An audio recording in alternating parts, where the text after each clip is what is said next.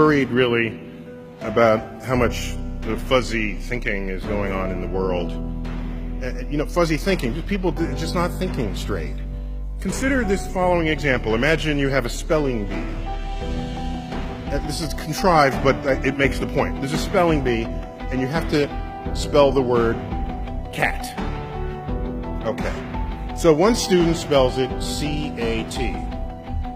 Person got it right. The next person spells it K-A-T. That's wrong. You got that wrong. Okay. Third person spells it X-Q-W. You realize that is marked equally as wrong with the K-A-T? When you could argue that K-A-T is a better spelling for cat than C-A-T. Dictionaries know this because that's how they spell it phonetically.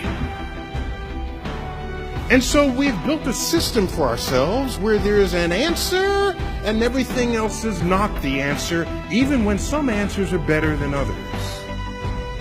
So our brains are absent the wiring capable of coming up with an original thought.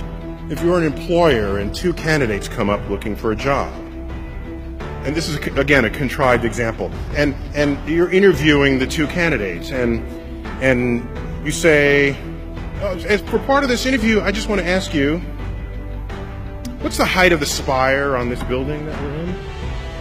And the candidate says, oh, I was an architect. I've majored in architecture for a while, and I memorized the heights of all the buildings on campus. I know. The height of that spire is 150 feet. In fact, 155 feet tall.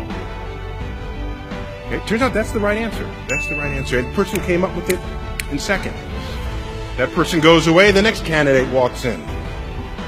Do you know the height of the spire on this building? The candidate says, no, but I'll be right back. The person runs outside, measures the length of the shadow of that spire on the ground, measures the length of his or her own shadow, ratios the height to the shadows, comes up with a number.